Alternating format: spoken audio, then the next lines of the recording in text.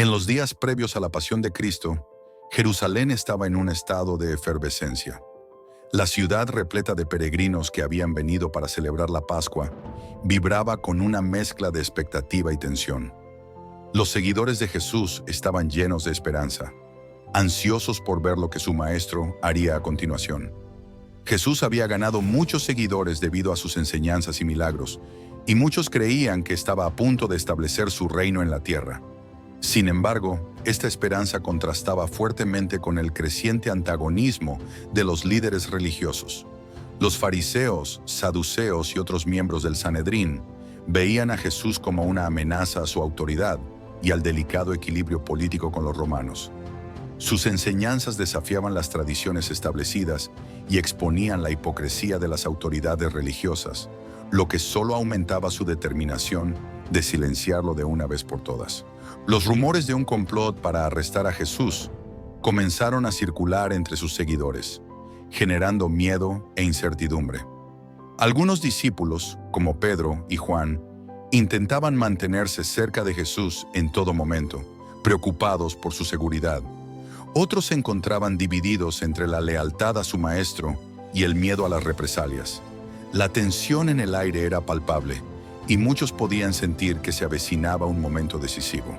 A medida que se acercaba la Pascua, Jesús continuó enseñando y realizando milagros, consciente de que su hora se aproximaba. Hablaba de su sufrimiento y muerte inminentes, pero también de su resurrección y la esperanza que esto traería. Sus palabras eran enigmáticas para muchos, y mientras algunos lo entendían, otros permanecían confusos. La atmósfera en Jerusalén se tornaba cada vez más cargada, preparando el escenario para los eventos trascendentales que estaban por desarrollarse. En la víspera de la Pascua, Jesús y sus 12 discípulos se reunieron en un aposento alto en Jerusalén para celebrar la cena de Pascua. La sala estaba preparada con todos los elementos necesarios para la celebración tradicional: el cordero pascual, el pan sin levadura y las hierbas amargas. Sin embargo, esta noche sería diferente, ya que Jesús tenía algo especial que compartir con sus discípulos.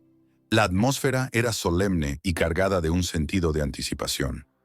Durante la cena, Jesús tomó el pan, lo bendijo, lo partió y se lo dio a sus discípulos, diciendo: «Tomad y comed, esto es mi cuerpo que es dado por vosotros. Haced esto en memoria de mí». Luego tomó la copa, dio gracias y se la pasó a sus discípulos diciendo: «Bebed todos de ella, porque esto es mi sangre del nuevo pacto, que es derramada por muchos para el perdón de los pecados». Con estas palabras, Jesús instituyó la Eucaristía, un acto que sus seguidores recordarían y celebrarían en los siglos venideros. Sin embargo, en medio de este acto de amor y sacrificio, Jesús hizo un anuncio inquietante: «En verdad os digo que uno de vosotros me va a traicionar». Los discípulos se miraron unos a otros, consternados y preguntándose quién podría ser el traidor. Judas Iscariote, que ya había planeado su traición, preguntó hipócritamente: «¿Acaso soy yo, maestro?». Jesús le respondió: «Tú lo has dicho». Este momento de revelación intensificó la tensión en la sala y dejó a los discípulos en un estado de confusión y tristeza. Después de la cena, Jesús y sus discípulos cantaron un himno y salieron hacia el Monte de los Olivos. Jesús sabía que su hora había llegado y que los próximos eventos serían cruciales para la redención de la humanidad. Mientras caminaban hacia el huerto de Getsemaní, Jesús continuó enseñando a sus discípulos y preparándolos para las pruebas que estaban por venir. La última cena no solo fue una despedida, sino también una preparación espiritual para los desafíos que enfrentarían.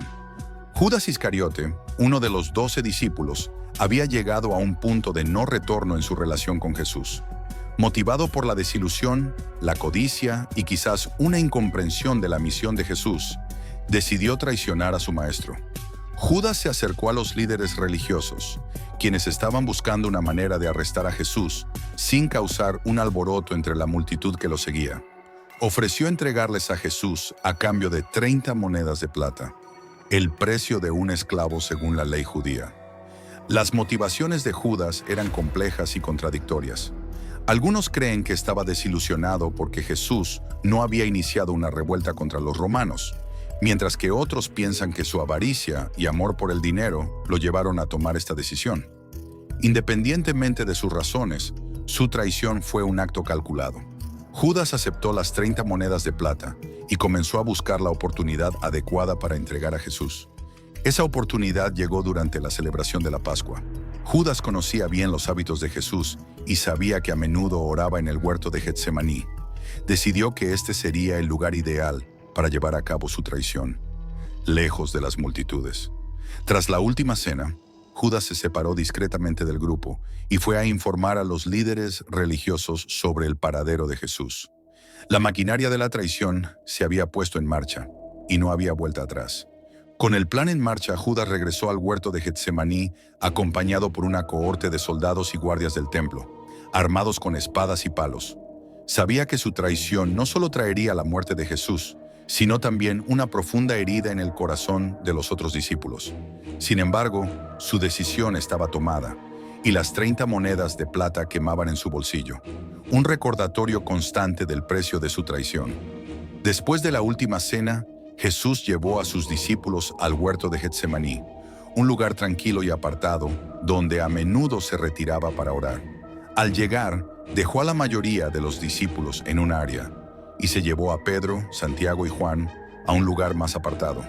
Jesús les pidió que velaran y oraran con él, pues sabía que su hora había llegado y el sufrimiento que iba a enfrentar era inminente. La angustia de Jesús era palpable, y sus discípulos, aunque cansados, intentaron mantenerse despiertos.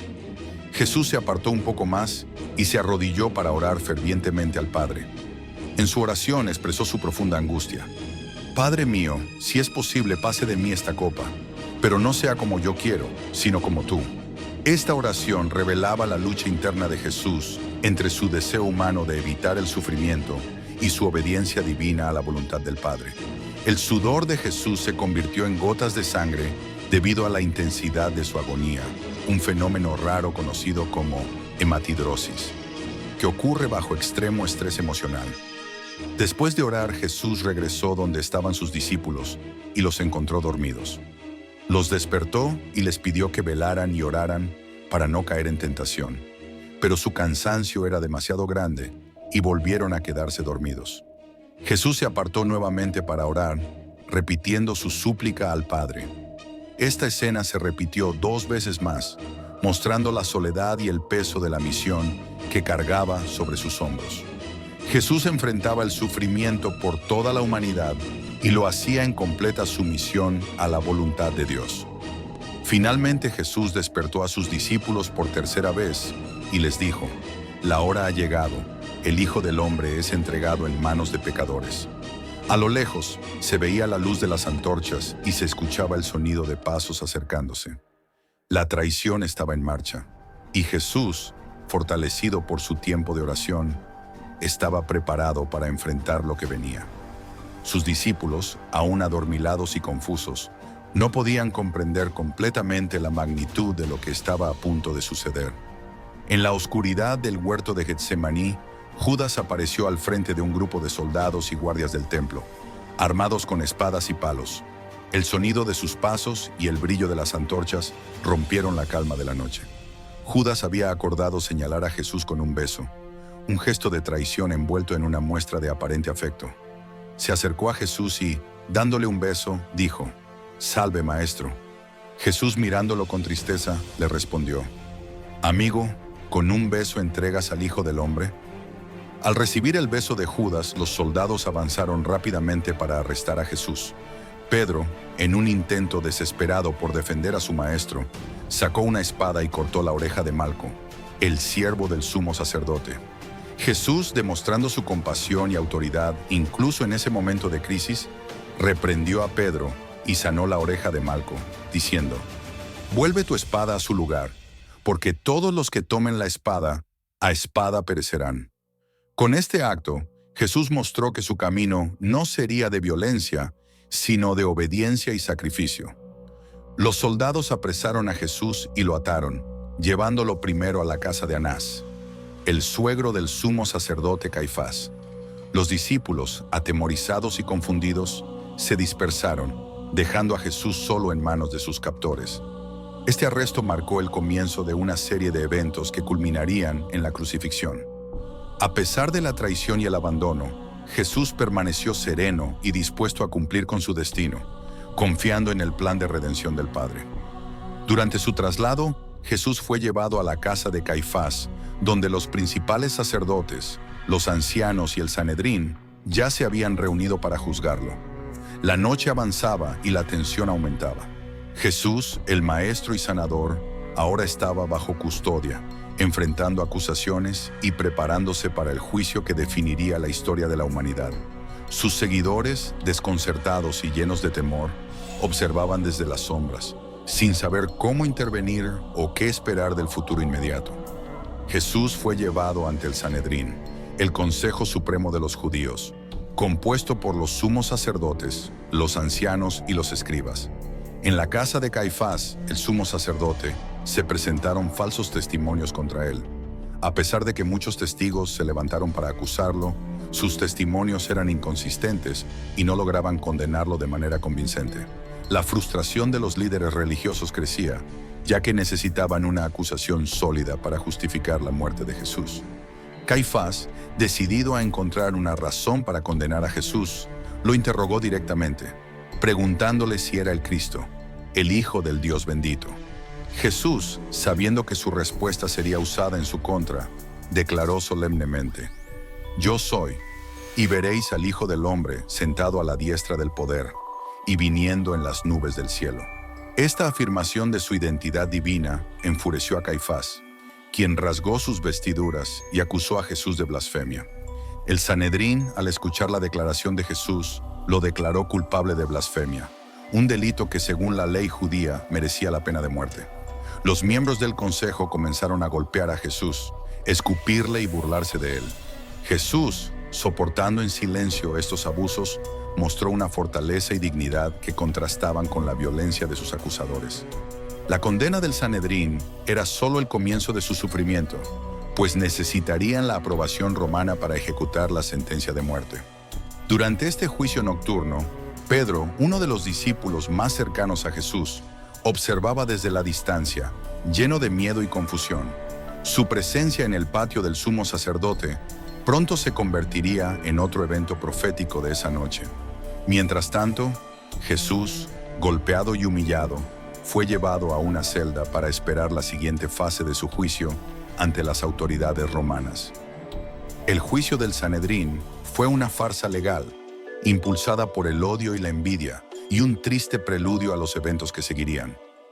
Mientras Jesús era interrogado y maltratado por el Sanedrín, Pedro se encontraba en el patio, tratando de mantenerse cerca sin ser descubierto. A pesar de su lealtad y valentía anteriores, el miedo comenzó a dominar su corazón.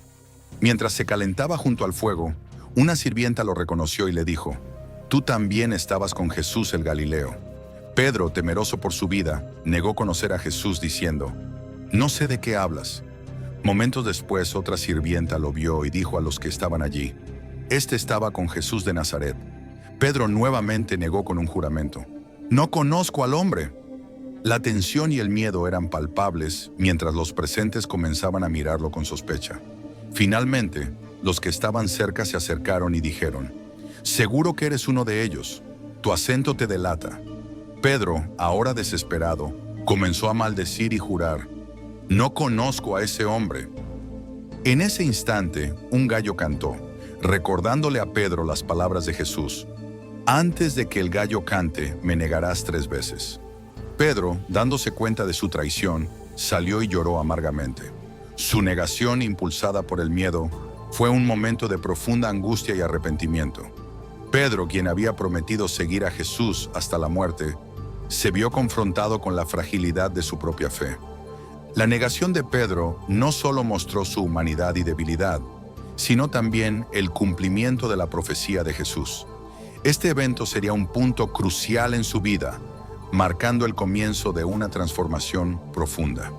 A pesar de su traición, Pedro sería restaurado por Jesús después de la resurrección, y su arrepentimiento genuino lo prepararía para convertirse en uno de los líderes fundamentales de la iglesia primitiva. Jesús fue llevado de madrugada ante Poncio Pilato, el gobernador romano, quien tenía la autoridad para aprobar la ejecución. Los líderes religiosos presentaron a Jesús como un agitador que se proclamaba Rey de los Judíos, buscando incitar a la rebelión contra Roma. Pilato, un hombre experimentado en la política y las intrigas, observó a Jesús con interés. No le parecía un rebelde peligroso, sino más bien un hombre tranquilo y sereno. Al interrogar a Jesús, Pilato quedó aún más convencido de su inocencia. A pesar de encontrarlo inocente, Pilato se encontraba en una posición difícil. La multitud, instigada por los líderes religiosos, clamaba por la crucifixión de Jesús. Pilato intentó liberar a Jesús ofreciendo la elección entre él y Barrabás, un notorio criminal. Para su sorpresa y desconcierto, la multitud eligió liberar a Barrabás y exigió la crucifixión de Jesús con aún mayor fervor. Pilato, viendo que no podría calmar a la multitud sin actuar, tomó una decisión pragmática para evitar un levantamiento. Pilato mandó a azotar a Jesús, esperando que el castigo brutal satisficiera a la multitud y lo permitiera liberarlo después. Pero la estrategia no funcionó. La multitud, alentada por los líderes religiosos, continuó exigiendo la muerte de Jesús. Pilato, desesperado por mantener la paz y su propia posición, finalmente cedió. Lavándose las manos públicamente declaró: «Inocente soy yo de la sangre de este justo, allá vosotros». Con estas palabras entregó a Jesús para ser crucificado. Jesús fue llevado por los soldados romanos y el juicio, que había sido una farsa desde el principio, concluyó con una condena injusta. Pilato, aunque consciente de la inocencia de Jesús, prefirió ceder a la presión política y popular antes que arriesgarse a un conflicto. Este acto de cobardía y pragmatismo selló el destino de Jesús, poniendo en marcha los últimos pasos hacia su sacrificio en la cruz. Tras la orden de Pilato, Jesús fue llevado a la sala de flagelación, un lugar de crueldad extrema. Los soldados romanos, expertos en infligir dolor, prepararon a Jesús para el castigo. Atado a una columna baja, su espalda desnuda quedó expuesta a la brutalidad del látigo romano, conocido como flagrum. Este instrumento de tortura estaba diseñado para desgarrar la carne, causando un dolor indescriptible y dejando heridas profundas. Con cada golpe el cuerpo de Jesús se estremecía y su piel se rompía, derramando sangre. El dolor físico era intenso, pero también llevaba una carga emocional y espiritual. Jesús, el Hijo de Dios, estaba soportando un sufrimiento inmenso, no solo en su cuerpo, sino también en su alma. Los soldados, insensibles al tormento que infligían, continuaban su tarea con una crueldad metódica, ajenos al significado profundo del sacrificio de Jesús. La flagelación de Jesús dejó su cuerpo destrozado y sangrante, con heridas abiertas y la carne desgarrada. Los golpes eran tan severos que a menudo dejaban a los condenados al borde de la muerte. A pesar del sufrimiento, Jesús permaneció en silencio, sin ofrecer resistencia ni maldición. Su sumisión al dolor era un acto de amor y obediencia a la voluntad de su Padre Celestial, llevando sobre sí mismo el castigo que la humanidad merecía. Al concluir la flagelación, los soldados desataron a Jesús, quien apenas podía mantenerse en pie. Su cuerpo estaba cubierto de sangre, su piel destrozada y su fuerza menguante. Este sufrimiento extremo fue el preludio de un tormento aún mayor que estaba por venir. La flagelación no solo fue una muestra de la brutalidad romana, sino también una parte crucial del sacrificio redentor de Jesús, quien soportó el dolor para salvar a la humanidad. Después de la flagelación, los soldados romanos llevaron a Jesús a la sala de la guardia, donde continuaron burlándose de él. Decidieron realizar una parodia cruel de su supuesta realeza. Tomaron una corona hecha de espinas largas y afiladas y la colocaron sobre su cabeza, presionándola hasta que las espinas perforaron su piel y el cuero cabelludo, provocando un dolor agudo y sangrante. Luego le pusieron una capa púrpura, símbolo de la realeza, y una caña en su mano derecha como cetro. Los soldados se burlaron de Jesús, arrodillándose ante él y diciendo: «Salve, Rey de los Judíos», mientras le golpeaban en la cabeza con la caña y escupían sobre él. Cada golpe y cada burla no solo infligían dolor físico, sino también humillación. Jesús, soportando en silencio estas torturas, reflejaba una fortaleza y dignidad que contrastaban con la crueldad de sus torturadores. Sus ojos, llenos de compasión, no mostraban odio ni rencor hacia quienes lo maltrataban. La coronación de espinas y las burlas eran una burla grotesca de su verdadera realeza. Los soldados, sin saberlo, estaban llevando a cabo un acto que subrayaba la ironía de la situación. El rey del universo, creador de todo, estaba siendo ridiculizado como un rey falso. Esta escena encapsulaba la profunda humillación que Jesús soportó por amor a la humanidad, llevándolo un paso más cerca de la culminación de su sacrificio. Con el cuerpo destrozado y la cabeza sangrando por las espinas, Jesús fue presentado nuevamente ante Pilato. El gobernador romano esperaba que el espectáculo de un hombre tan brutalmente torturado apaciguara a la multitud. Sin embargo, los líderes religiosos y la muchedumbre permanecían implacables, exigiendo la crucifixión de Jesús. La burla de la coronación de espinas y la humillación pública no fueron suficientes para saciar su sed de sangre, y el camino hacia el Calvario continuaba inevitablemente. Pilato, al ver que sus intentos de apaciguar a la multitud habían fracasado, presentó a Jesús, brutalmente golpeado y con la corona de espinas en su cabeza, a la multitud. «He aquí el hombre», dijo, esperando que la vista de Jesús en tal estado de sufrimiento despertara compasión. Sin embargo, los gritos de «¡Crucifícalo! ¡Crucifícalo!» resonaron aún más fuerte. Los líderes religiosos insistieron en que Jesús debía morir, acusándolo de hacerse pasar por el Hijo de Dios, una blasfemia según su ley. Pilato, atrapado entre su conciencia y la presión de la multitud, intentó una última vez liberar a Jesús, pero la multitud amenazó con denunciarlo a César por no actuar contra un autoproclamado rey. Temiendo por su posición y por posibles disturbios, Pilato finalmente cedió. En un acto simbólico de distanciamiento de la responsabilidad, se lavó las manos delante de la multitud, diciendo: «Inocente soy yo de la sangre de este justo, allá vosotros». Con esta declaración, Pilato entregó a Jesús para ser crucificado. La multitud celebró, mientras que los discípulos y seguidores de Jesús quedaron desolados. Pilato, habiendo tratado de evitar una decisión injusta, se doblegó ante la presión, optando por la estabilidad política sobre la justicia. Este acto de cobardía selló el destino de Jesús y puso en marcha los eventos finales de su pasión y muerte. Jesús fue llevado por los soldados para preparar su crucifixión. A pesar de la humillación y el sufrimiento, su serenidad y aceptación de su destino permanecieron intactas. Sus seguidores, aunque llenos de miedo y tristeza, no podían comprender completamente el alcance del sacrificio que estaba a punto de hacer. La condena a muerte fue un punto de inflexión en la historia, marcando el cumplimiento de las profecías y la promesa de redención a través del sacrificio del Hijo de Dios.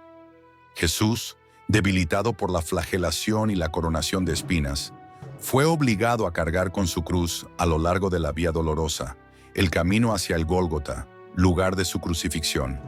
Cada paso era un tormento. El peso de la cruz presionaba sobre sus heridas abiertas, aumentando su sufrimiento.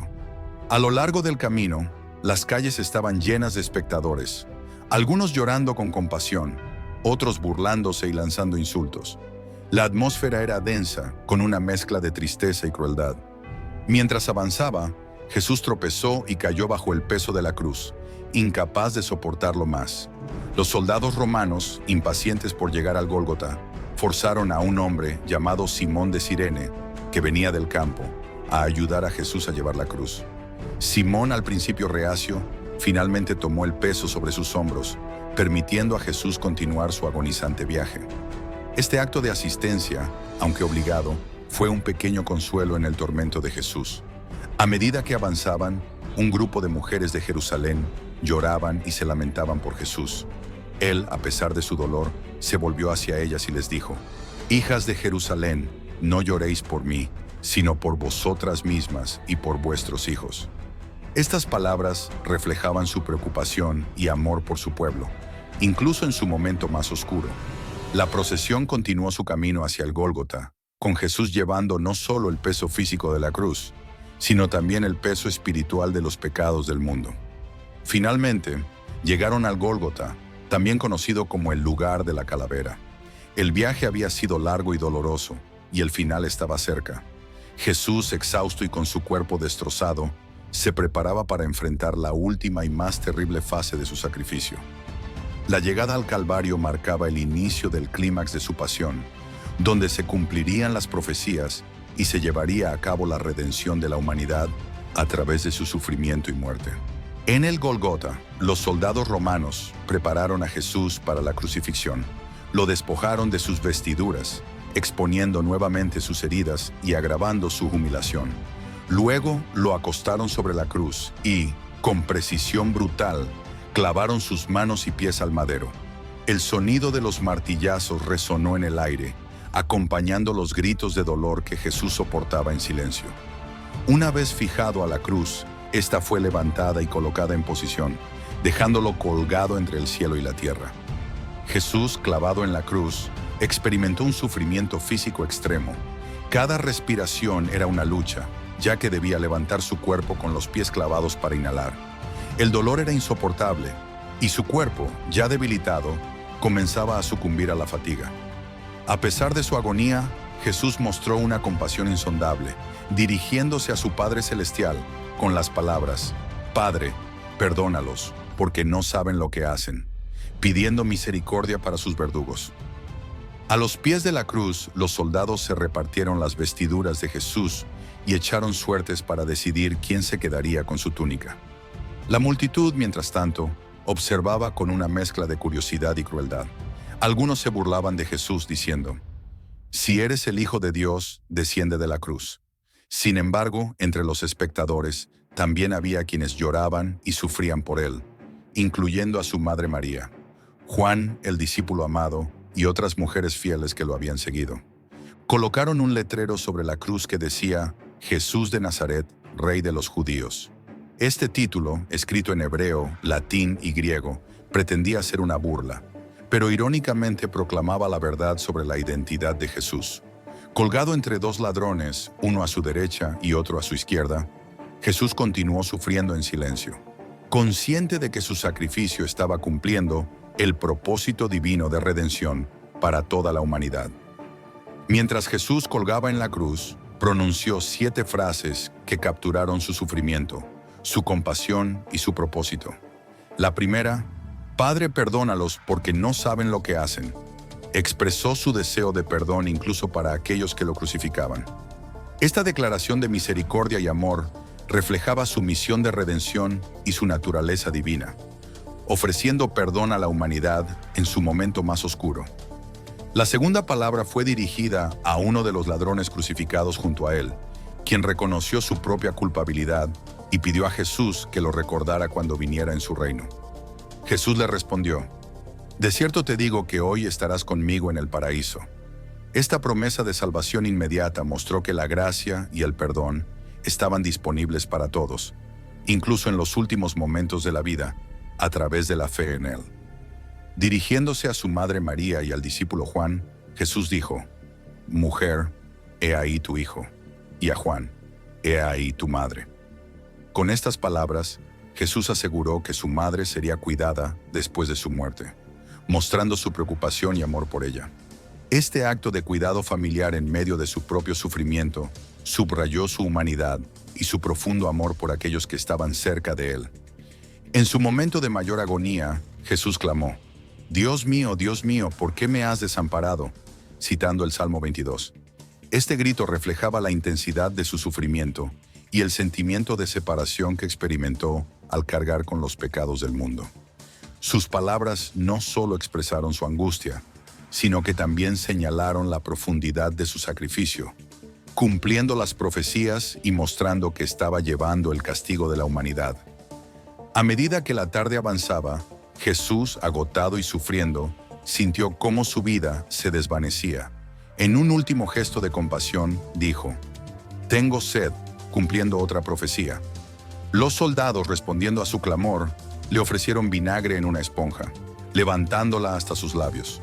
Este acto, aunque pequeño, simbolizaba el sufrimiento humano de Jesús y su pleno cumplimiento de las Escrituras. Cada detalle de su pasión había sido predicho y se estaba cumpliendo al pie de la letra. Con su misión casi completada, Jesús declaró con firmeza: «Consumado es». Estas palabras no solo señalaban el final de su sufrimiento, sino también la culminación de su propósito divino de redimir a la humanidad. Había cumplido la voluntad de su Padre y había llevado sobre sí mismo el peso de los pecados del mundo. La frase consumado es marcaba el fin de la antigua alianza y el inicio de una nueva, basada en su sacrificio perfecto. Finalmente Jesús, con una voz llena de entrega y paz, dijo: Padre, en tus manos encomiendo mi espíritu. Con estas palabras entregó su vida a su Padre Celestial, sellando su sacrificio con una confianza total en Dios. A las 3 de la tarde, Jesús inclinó la cabeza y expiró. En ese momento, el velo del templo se rasgó en dos, de arriba a abajo, simbolizando el acceso directo a Dios que su muerte había otorgado a la humanidad. Los eventos sobrenaturales que acompañaron su muerte fueron impactantes. La tierra tembló, las rocas se partieron, y muchos santos que habían muerto resucitaron y aparecieron a muchos en Jerusalén. Estos signos maravillosos atestiguaron que Jesús era verdaderamente el Hijo de Dios. El centurión romano, al ver lo sucedido, exclamó: verdaderamente, este hombre era el Hijo de Dios. La muerte de Jesús no solo había impactado a sus seguidores, sino también a aquellos que habían participado en su crucifixión. Después de la muerte de Jesús, José de Arimatea, un miembro respetado del Sanedrín que esperaba el reino de Dios, se armó de valor y pidió a Pilato el cuerpo de Jesús. Pilato, sorprendido de que Jesús ya hubiera muerto, confirmó su fallecimiento con el centurión antes de conceder el permiso. José, junto con Nicodemo, otro miembro del Sanedrín que había visitado a Jesús de noche, se encargó de descender el cuerpo de la cruz. Con cuidado y reverencia, José y Nicodemo bajaron el cuerpo de Jesús, retirando los clavos que habían perforado sus manos y pies. Lo envolvieron en una sábana limpia y lo prepararon para el entierro según las costumbres judías. Nicodemo trajo una mezcla de mirra y aloe, y juntos envolvieron el cuerpo de Jesús en lienzos con las especias, siguiendo las prácticas funerarias de la época. Este acto de devoción y respeto subrayaba su amor y admiración por Jesús. Una vez preparado, llevaron el cuerpo a un sepulcro nuevo que José había mandado excavar en la roca para sí mismo. Este sepulcro estaba cerca del lugar de la crucifixión, en un jardín, y nunca había sido usado. Al colocar el cuerpo de Jesús en el sepulcro, los dos hombres rodaron una gran piedra para sellar la entrada, asegurándose de que el lugar de descanso final de Jesús estuviera protegido. La tumba sellada marcaba el final de su sufrimiento y el inicio de un tiempo de espera y luto para sus seguidores. Las mujeres que habían seguido a Jesús desde Galilea, incluyendo a María Magdalena y María, la madre de José, observaron atentamente dónde lo colocaban. Ellas planearon regresar después del sábado para ungir el cuerpo con más especias y perfumes. La muerte de Jesús había dejado a sus seguidores en un estado de profundo dolor y confusión, pero su devoción y amor por él seguían siendo fuertes. El descendimiento del cuerpo de Jesús fue un acto de amor y reverencia, marcando el comienzo del periodo de luto y reflexión que seguiría. Jesús fue colocado en una tumba nueva, tallada en la roca, en un jardín cercano al lugar de su crucifixión. José de Arimatea y Nicodemo, que habían descendido su cuerpo de la cruz, lo envolvieron cuidadosamente en una sábana de lino y lo colocaron dentro del sepulcro. La gran piedra que sellaba la entrada fue rodada en su lugar, asegurando que el sepulcro estuviera cerrado y protegido de cualquier intrusión. Este acto final de cuidado marcaba la culminación de su sufrimiento y la paz de su reposo. Los líderes religiosos, preocupados por la posibilidad de que los discípulos de Jesús robaran su cuerpo y afirmaran que había resucitado, fueron a ver a Pilato. Le explicaron que Jesús había dicho que resucitaría al tercer día y pidieron guardias para vigilar la tumba. Pilato, accediendo a su solicitud, les dio permiso para colocar una guardia y sellar la piedra, asegurándose de que nadie pudiera interferir con el sepulcro. Las mujeres que habían seguido a Jesús desde Galilea, incluyendo a María Magdalena y María, la madre de José, observaron atentamente dónde lo colocaban. Ellas planearon regresar después del sábado para ungir el cuerpo con más especias y perfumes, según la costumbre funeraria judía. Aunque su corazón estaba lleno de dolor y tristeza, su devoción y amor por Jesús permanecían fuertes, y querían honrar su cuerpo de la mejor manera posible. El sábado, día de reposo, transcurrió en un estado de quietud y reflexión. Los seguidores de Jesús se reunieron en pequeños grupos, tratando de comprender los eventos recientes y encontrar consuelo en su fe. La tumba sellada, vigilada por guardias, y el silencio del sábado marcaron un tiempo de espera solemne, lleno de incertidumbre y esperanza silenciosa. Aunque el cuerpo de Jesús yacía en el sepulcro, su promesa de resurrección al tercer día comenzaba a resonar en los corazones de sus seguidores. El Sábado Santo fue un día de profundo luto y reflexión para los discípulos y seguidores de Jesús. La ciudad de Jerusalén, que había estado llena de tumulto y actividad durante la crucifixión, ahora se encontraba en un estado de calma y silencio debido al día de reposo. Los seguidores de Jesús se reunieron en lugares seguros, ocultándose del ojo público por temor a represalias de las autoridades. En estos refugios recordaban sus enseñanzas y milagros, buscando consuelo en medio de su dolor y confusión. Los discípulos estaban especialmente desolados. La muerte de Jesús había destrozado sus esperanzas y sueños de un reino restaurado. Pedro, quien había negado a Jesús 3 veces, se encontraba sumido en la culpa y el arrepentimiento. Juan, el discípulo amado, cuidaba de María, la madre de Jesús, tal como su maestro le había pedido desde la cruz. La incertidumbre sobre el futuro y el vacío dejado por la ausencia de Jesús llenaban el ambiente de un dolor profundo e indescriptible. Las mujeres, incluyendo a María Magdalena y otras que habían estado presentes en la crucifixión, también sentían una tristeza abrumadora. Pasaron el día preparando especias y ungüentos para ir a la tumba al amanecer del domingo y ungir el cuerpo de Jesús, cumpliendo con las costumbres funerarias judías. Este acto de amor y devoción les daba un propósito y una manera de honrar a su amado Maestro, incluso en su muerte. El Sábado Santo fue un día de reflexión y silencio, pero también un día de espera. Aunque el dolor y la tristeza eran abrumadores, había una sensación subyacente de anticipación. Recordaban las palabras de Jesús sobre su resurrección al tercer día, y aunque no comprendían completamente su significado, una chispa de esperanza permanecía en sus corazones. La espera angustiosa del sábado dio paso a la esperanza incierta de lo que vendría al amanecer del domingo, marcando el preludio del evento más trascendental en la historia cristiana. Al llegar se sorprendieron al ver que la piedra había sido removida. Entraron en el sepulcro y no encontraron el cuerpo de Jesús. En ese momento, 2 hombres con vestiduras resplandecientes se les aparecieron. Los ángeles les dijeron: ¿Por qué buscáis entre los muertos al que vive? No está aquí, ha resucitado. Las mujeres, llenas de asombro y alegría, recordaron las palabras de Jesús sobre su resurrección al tercer día. Salieron rápidamente del sepulcro y corrieron a contar a los discípulos lo que habían visto y oído. Sin embargo, los discípulos inicialmente no creyeron en su relato, considerándolo una locura. Pedro y Juan, tras escuchar las noticias, corrieron al sepulcro para verificarlo por sí mismos. Juan, más rápido, llegó primero y se inclinó para mirar adentro, viendo los lienzos funerarios. Pedro, entrando después, también vio los lienzos y el sudario que había cubierto la cabeza de Jesús, doblado aparte. Ambos discípulos salieron del sepulcro, maravillados y aún tratando de entender lo que había sucedido. Mientras tanto, Jesús se apareció primero a María Magdalena, quien, llorando fuera del sepulcro, no lo reconoció hasta que él la llamó por su nombre. Al darse cuenta de que era Jesús resucitado, María corrió a contar a los demás discípulos, proclamando: «He visto al Señor». La noticia de la resurrección comenzó a extenderse entre los seguidores de Jesús, llenándolos de esperanza y renovando su fe. La resurrección no solo confirmó la divinidad de Jesús, sino que también cumplió su promesa de vida eterna para todos los que creen en Él.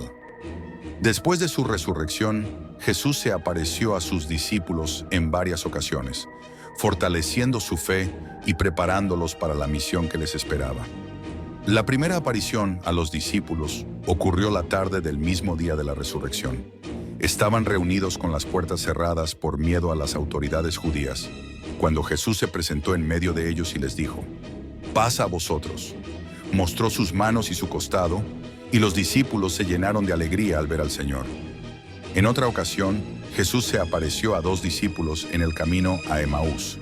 Los 2 hombres iban discutiendo sobre los eventos recientes cuando Jesús se les unió, pero sus ojos estaban velados para no reconocerlo. Jesús les explicó las escrituras que hablaban de él, comenzando desde Moisés y todos los profetas. Al llegar a Emaús, Jesús se sentó a cenar con ellos, y al partir el pan, sus ojos fueron abiertos y lo reconocieron. Inmediatamente, Jesús desapareció de su vista, y los discípulos, llenos de emoción, regresaron a Jerusalén para contar a los demás. Una semana después, Jesús se apareció nuevamente a sus discípulos, esta vez con Tomás presente. Tomás había dudado de la resurrección de Jesús y había declarado que no creería hasta ver las marcas de los clavos y poner su dedo en ellas. Jesús, conociendo las dudas de Tomás, lo invitó a tocar sus heridas y a creer. Tomás, al ver y tocar a Jesús resucitado, exclamó: «Señor mío y Dios mío». Jesús le respondió: «Porque me has visto, has creído, bienaventurados los que no vieron y creyeron». Estas apariciones fortalecieron la fe de los discípulos y les dieron la certeza de que Jesús realmente había resucitado de entre los muertos. Cada encuentro con el Señor resucitado llenaba de esperanza y renovada misión a sus seguidores. Jesús les recordó su promesa del Espíritu Santo y les dio instrucciones claras sobre su misión de predicar el Evangelio a todas las naciones. Con cada aparición, Jesús preparaba a sus discípulos para el papel crucial que desempeñarían en la propagación de su mensaje y la fundación de la iglesia. El mismo día de la resurrección, 2 discípulos iban camino a Emaús, un pequeño pueblo a unos 11 kilómetros de Jerusalén. Iban conversando y discutiendo sobre todo lo que había ocurrido, cuando Jesús se les acercó y comenzó a caminar con ellos, aunque sus ojos estaban velados para no reconocerlo.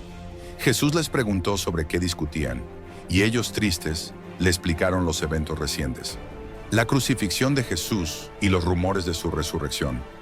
Jesús, haciéndose pasar por un forastero, les dijo: «Qué insensatos y tardos de corazón para creer todo lo que han dicho los profetas.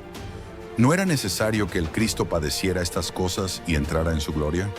Y comenzando por Moisés y todos los profetas, les explicó lo que se refería a él en todas las Escrituras. Los discípulos, intrigados y confortados por sus palabras, sintieron cómo sus corazones ardían mientras él les hablaba. Al llegar a Emaús, Jesús hizo como si fuera a seguir adelante, pero los discípulos le insistieron que se quedara con ellos, ya que se hacía tarde. Jesús aceptó y entró para cenar con ellos. Al sentarse a la mesa, tomó el pan, lo bendijo, lo partió y se lo dio. En ese momento sus ojos fueron abiertos y lo reconocieron, pero él desapareció de su vista. Asombrados, se dijeron el uno al otro: ¿no ardía nuestro corazón mientras nos hablaba en el camino y nos explicaba las Escrituras? Sin perder tiempo, los 2 discípulos se levantaron y regresaron a Jerusalén, llenos de alegría y emoción. Encontraron a los 11 y a los que estaban con ellos reunidos, y les contaron lo que había sucedido en el camino y cómo lo habían reconocido al partir el pan. Este encuentro no solo confirmó la resurrección de Jesús, sino que también fortaleció la fe de los discípulos y les dio una renovada esperanza en su misión. La experiencia en el camino a Emaús se convirtió en un testimonio poderoso de la presencia continua de Jesús y su poder para abrir los ojos de sus seguidores a la verdad. Después de las apariciones iniciales de Jesús resucitado, los discípulos se reunieron nuevamente, pero esta vez Tomás, uno de los 12, no estaba con ellos. Cuando los otros discípulos le contaron que habían visto al Señor, Tomás se mostró escéptico y declaró: «Si no veo en sus manos la señal de los clavos, y meto mi dedo en el lugar de los clavos, y meto mi mano en su costado, no creeré». Su incredulidad reflejaba una profunda necesidad de evidencia tangible para aceptar la increíble noticia de la resurrección. 8 días después, los discípulos estaban reunidos nuevamente, y esta vez Tomás estaba con ellos. Jesús apareció entre ellos, a pesar de las puertas cerradas, y dijo: «Paz a vosotros». Luego se dirigió directamente a Tomás y le dijo: «Pon aquí tu dedo y mira mis manos, y acerca tu mano y métela en mi costado, y no seas incrédulo sino creyente». Tomás, asombrado y sobrecogido, respondió: «Señor mío y Dios mío». Jesús le dijo: «Porque me has visto, has creído. Bienaventurados los que no vieron y creyeron». Con estas palabras Jesús no solo afirmaba la fe de Tomás, sino que también bendecía a todos los futuros creyentes que aceptarían su resurrección sin haberlo visto en persona. La experiencia de Tomás se convirtió en una lección profunda sobre la naturaleza de la fe, destacando la bendición de creer sin ver. La incredulidad de Tomás y su posterior confesión de fe también fortalecieron a los otros discípulos. Su duda inicial, seguida por una proclamación de fe tan poderosa, les mostró que el viaje hacia la fe puede incluir momentos de duda y necesidad de confirmación. A través de este episodio, los discípulos fueron reafirmados en su misión de llevar el Evangelio al mundo, sabiendo que la fe en Jesús resucitado transformaría vidas, tal como había transformado la de Tomás. Antes de ascender al cielo, Jesús reunió a sus discípulos en un monte en Galilea. Allí les dio la gran comisión, instruyéndolos sobre su misión principal después de su partida. Les dijo: «Toda autoridad me ha sido dada en el cielo y en la tierra. Id, pues, y haced discípulos de todas las naciones, bautizándolos en el nombre del Padre, del Hijo y del Espíritu Santo, enseñándoles que guarden todas las cosas que os he mandado. Y he aquí, yo estoy con vosotros todos los días hasta el fin del mundo». Estas palabras fueron un mandato claro y poderoso para los discípulos, enfatizando la universalidad del mensaje del Evangelio. Jesús les encomendó la tarea de llevar su enseñanza y bautizar a personas de todas las naciones, creando una comunidad global de seguidores. Este mandato reflejaba la naturaleza inclusiva del amor de Dios y el alcance universal de la salvación ofrecida a través de Cristo. Los discípulos, ahora fortalecidos y llenos de fe, entendieron la magnitud de su misión. La promesa de Jesús de estar con ellos siempre les brindó consuelo y seguridad, sabiendo que no estarían solos en su tarea.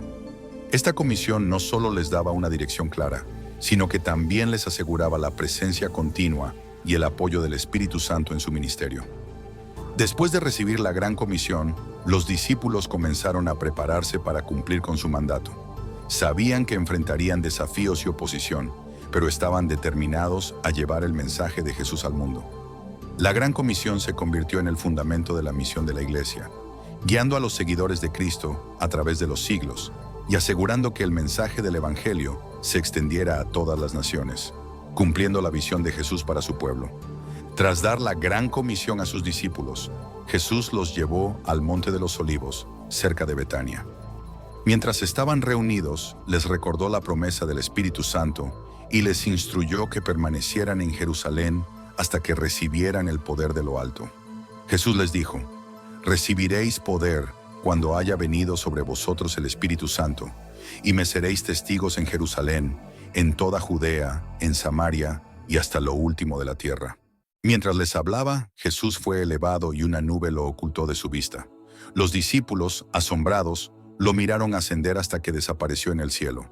Mientras estaban allí, 2 hombres vestidos de blanco se les aparecieron y les dijeron: «Hombres de Galilea, ¿por qué estáis mirando al cielo? Este mismo Jesús, que ha sido tomado de vosotros al cielo, así vendrá como le habéis visto ir al cielo». Con estas palabras, se les aseguró que Jesús regresaría de la misma manera en que había ascendido. La ascensión de Jesús marcó el final de su ministerio terrenal y el inicio de una nueva fase para sus discípulos. Regresaron a Jerusalén con gran gozo, conscientes de la misión que se les había encomendado y la promesa del Espíritu Santo que estaba por venir. La ascensión también confirmó la exaltación de Jesús, quien ahora estaba sentado a la diestra del Padre, intercediendo por ellos y por todos los creyentes. Los discípulos se reunieron en el aposento alto, perseverando en oración y esperando el cumplimiento de la promesa. Esta espera no era pasiva, sino activa, llena de preparación espiritual y comunión. La ascensión había fortalecido su fe y su determinación de seguir adelante con la misión de Jesús, confiando en que el Espíritu Santo les capacitaría para llevar el Evangelio a todas las naciones. El día de Pentecostés, los discípulos estaban reunidos en un mismo lugar, perseverando en oración y esperando el cumplimiento de la promesa de Jesús. De repente, un ruido como de un viento impetuoso llenó la casa donde estaban sentados. Aparecieron lenguas de fuego que se posaron sobre cada uno de ellos, y todos fueron llenos del Espíritu Santo. Comenzaron a hablar en otras lenguas, según el Espíritu les daba que hablasen, un fenómeno que asombró a todos los presentes. En Jerusalén había judíos devotos de todas las naciones bajo el cielo, que habían venido para la fiesta. Al oír el ruido, la multitud se congregó y quedó confundida porque cada uno los oía hablar en su propia lengua. Se maravillaban y se preguntaban unos a otros: ¿no son galileos todos estos que hablan? ¿Cómo es que cada uno de nosotros los oye hablar en nuestra lengua materna? Este milagro no solo confirmaba la presencia del Espíritu Santo, sino que también subrayaba el mensaje universal del Evangelio. Pedro, tomando la palabra, se dirigió a la multitud y explicó que este evento era el cumplimiento de la profecía de Joel, donde Dios derramaría su Espíritu sobre toda carne. Predicó con valentía sobre la vida, muerte y resurrección de Jesús, y cómo Él era el Mesías prometido. Pedro llamó a todos al arrepentimiento y al bautismo en el nombre de Jesús, para el perdón de los pecados y la recepción del Espíritu Santo. Su mensaje resonó profundamente entre los oyentes. Ese día, alrededor de 3,000 personas aceptaron el mensaje de Pedro, se arrepintieron y fueron bautizadas, marcando el nacimiento de la iglesia. Los discípulos, ahora llenos del Espíritu Santo, comenzaron a predicar con un nuevo poder y audacia, realizando milagros y señales que confirmaban su mensaje. La comunidad cristiana comenzó a formarse, caracterizada por la enseñanza de los apóstoles, la comunión, la oración y el compartir de bienes. Pentecostés no solo fue un evento espectacular, sino el inicio de una nueva era en la historia de la redención. Después de Pentecostés, los apóstoles se dedicaron a enseñar y predicar el Evangelio de Jesucristo con un fervor renovado. Cada día más personas se unían a la comunidad cristiana, atraídas por la enseñanza, los milagros y el amor fraternal que caracterizaba a los creyentes. Los apóstoles realizaban señales y prodigios entre la gente, confirmando su mensaje y demostrando el poder de Dios. La iglesia crecía rápidamente, y los discípulos se reunían en el templo y en las casas, compartiendo el pan y orando juntos.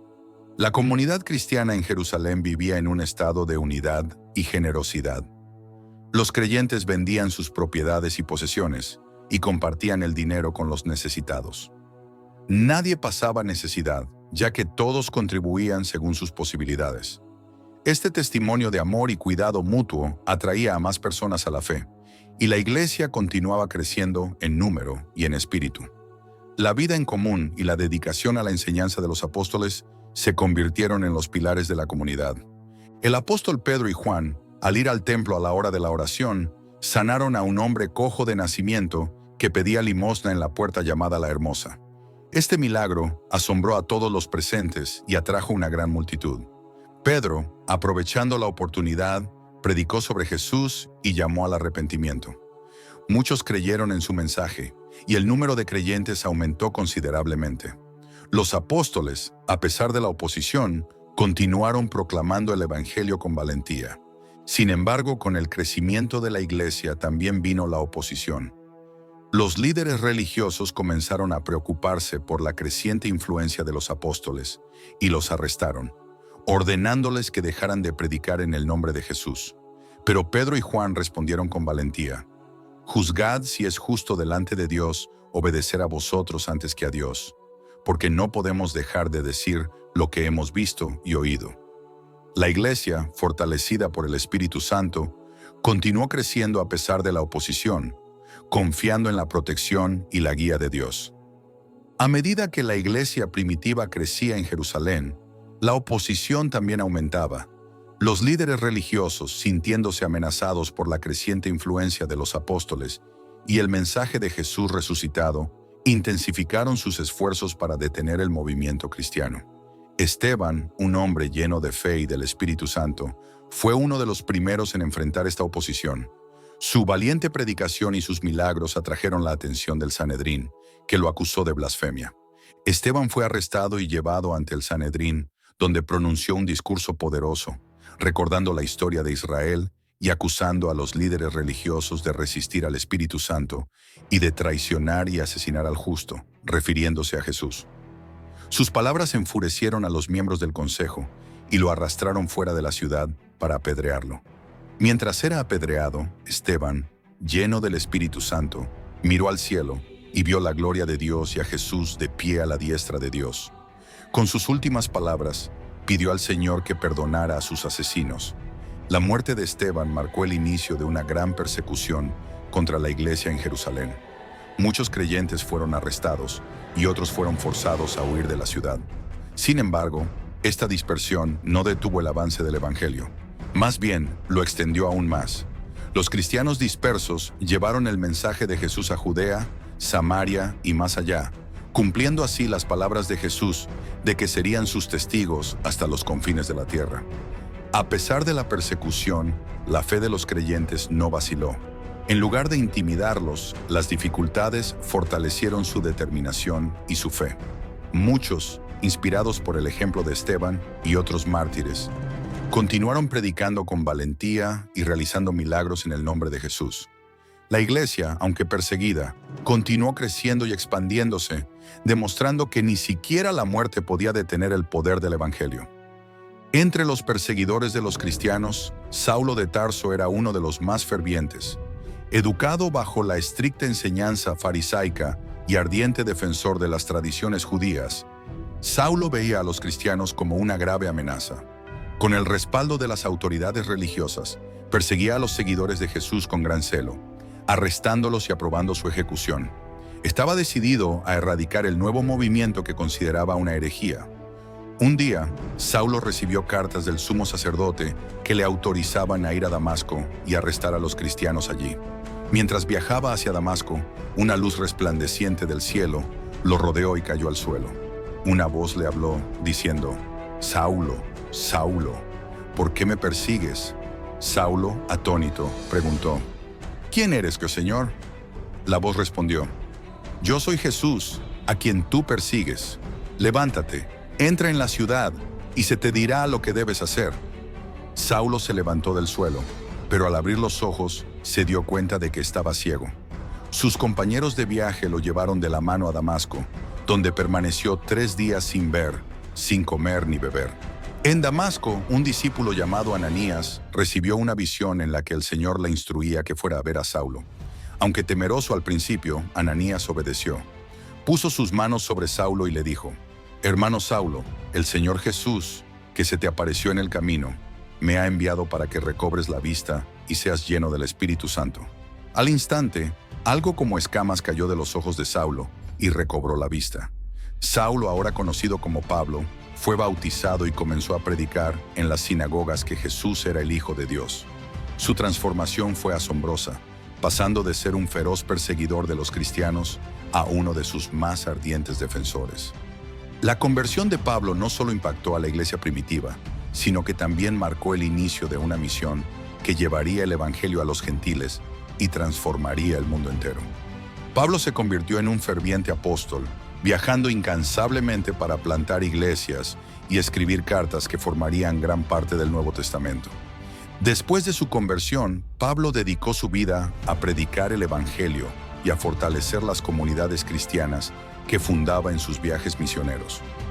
A medida que viajaba por el Imperio Romano, estableciendo iglesias en ciudades como Corinto, Éfeso, Filipos y Roma, mantenía una comunicación constante con los creyentes a través de cartas. Estas epístolas no solo ofrecían guía y enseñanza teológica, sino también consuelo y corrección para las jóvenes comunidades cristianas. Cada carta de Pablo abordaba las necesidades y problemas específicos de las comunidades a las que escribía. En sus epístolas, Pablo explicaba la doctrina cristiana, enseñaba sobre la gracia, la fe y la justificación por la fe en Cristo. También abordaba cuestiones prácticas de la vida cristiana, como la unidad, el amor, la pureza moral y el comportamiento dentro de la comunidad. Su carta a los romanos, por ejemplo, es una exposición profunda de la salvación y la justicia de Dios, mientras que sus cartas a los corintios tratan problemas de división y conducta inmoral.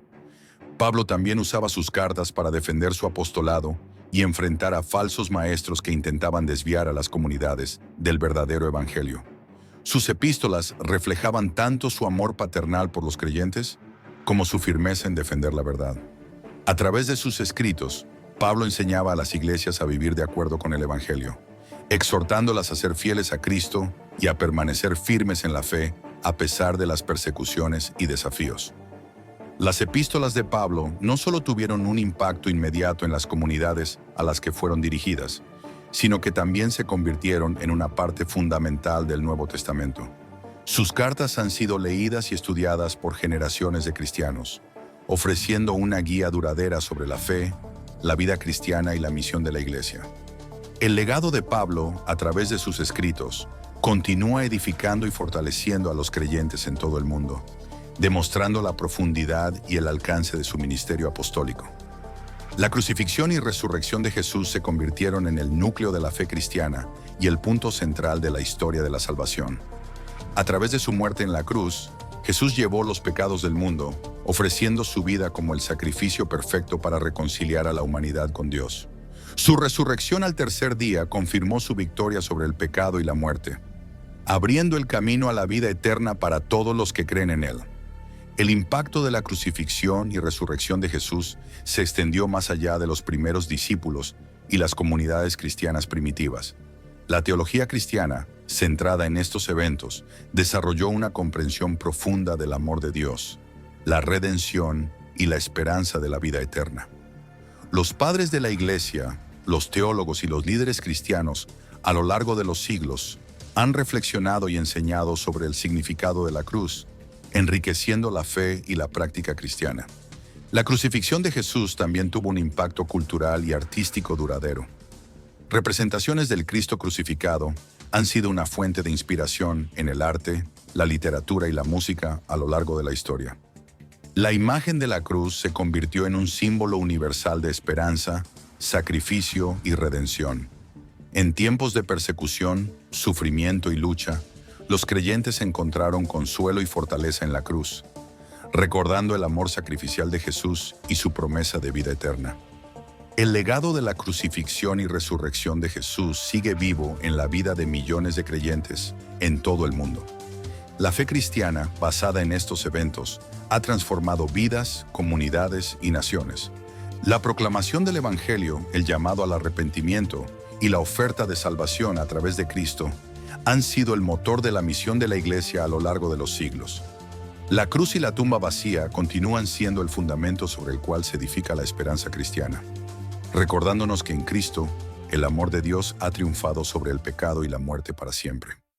Y esto ha sido todo por hoy. Si te ha gustado, dale like y suscríbete para más historias. Gracias. A su vez, si deseas una historia que quieras escuchar, solo tienes que dejarlo escrito en los comentarios y lo crearemos para todos los seguidores de este canal. Un abrazo, el historiador antiguo.